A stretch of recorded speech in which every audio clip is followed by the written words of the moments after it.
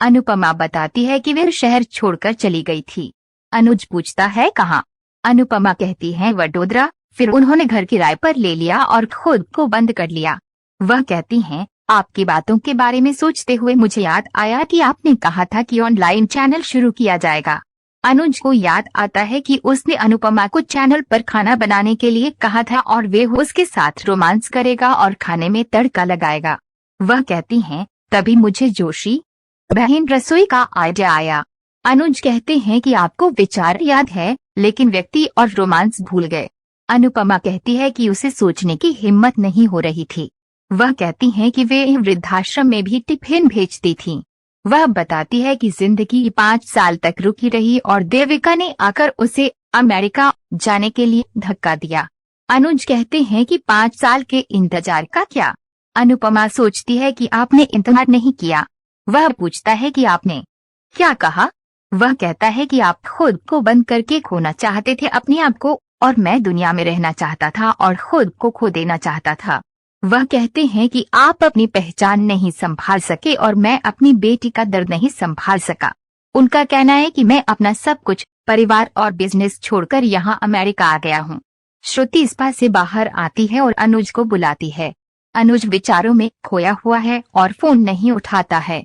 आध्या ने श्रुति को फोन किया और पूछा कि वे क्या कर रहे हैं। स्पा स्टाफ उसे चश्मा देने आया। आध्या पूछती है कि वे कहाँ हैं। श्रुति का कहना है कि उसे पैर में दर्द हो रहा था इसलिए वह स्पा गई और उसे इंतजार करने के लिए कहा। आध्या उससे सच बताने के लिए कहती है। श्रुति अपनी सच्चाई बताती है कि अनुज की एक मीटिंग थी। आध्या को यकीन है कि वे अनुपमा से मिलने गया था। श्रुति अनुज का इंतजार करती है। वनराज डिम्पी से पूछता है कि टीटू वहाँ क्यों आया था।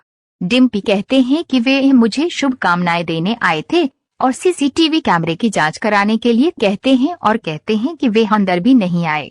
वह कहती हैं कि उन्हें यकीन है कि उन्होंने एक अकेडमी में सीसीटीवी कैमरे लगवाए हैं। काव्या वनराज से पूछती है कि उसने कैमरा क्यों रखा। वनराज पूछता है कि ये उसकी सुरक्षा के लिए है और बताता है कि उसने कभी मुझे इस तरह से जवाब नहीं दिया। बाबूजी कहते हैं कि अगर आपने कैमरा रखा है तो आपको उसे बताना चाहिए था। वनराज का कहना है कि ये जासूसी कैमरा नहीं है बल्कि नियमित कैमरा है। बाबूजी कहते हैं कि अगर रिश्ते बनने ही हैं तो उन्हें कोई नहीं रोक सकता। अनुज पूछता है कि उसने क्या सोचा। अनुपमा कहती है कि पता नहीं जिंदगी उसे कल कहाँ ले जाएगी। उनका कहना है कि वे वर्तमान में जीना सीख रही हैं क्योंकि अतीत बोझिल होता है।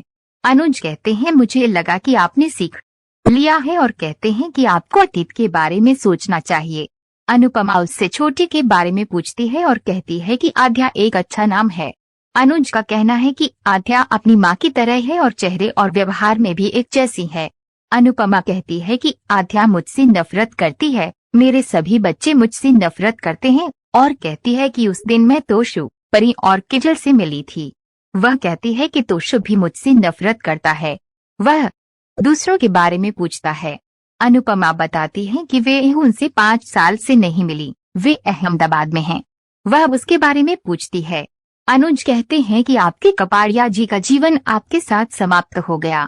श्रुति अपना पसंदीदा के खाने के बारे में सोचती है और कहती है कि वे मोटी हो सकती है लेकिन श्रुति अनुज कपाड़िया नहीं क्योंकि उसे परफेक्ट बनना है। अनुपमा कहती है कि मुझे लगा कि छोटी की नफरत अब तक कम हो जाएगी। अनुज कहता है कि उसे गुस्सा है और वह पिघल जाएगा। अनुपमा कहती है कि गुस्सा पिघल जाएगा। अनुज कहते हैं बिल्कुल जैसे मेरा गुस्सा पिघल गया है। वह कहता है अनुज 5 साल से उसके दिल में दर्द था, तूफान था, पहाड़ था, उसे देखते ही ये अनुज पिघल गया। अनुपमा उससे कहती है कि श्रुति जी बहुत प्यारी हैं, मुझे नहीं पता था कि उनकी एक ही आप हैं, और कहती है कि उसे यकीन है कि श्रुति आपको और आध्या को खुश रखेगी। अनुज कहते हैं कि मैं समझ सकता हूँ कि आप क्या कहना चाह रहे हैं और कहते हैं कि आइए अपने बारे में बात करें। अनुपमा कहती है कि मामला खत्म हो गया है। अनुज कहते हैं कि जब तक मामला खत्म नहीं हो जाता आप नहीं जा सकते।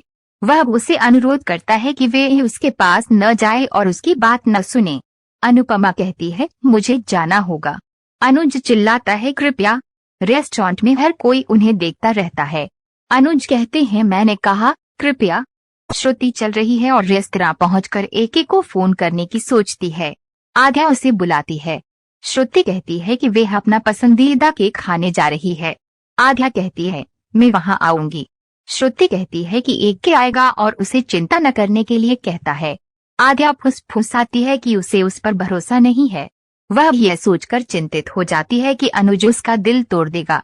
अनुपमा और अनुज बात करने बैठते हैं।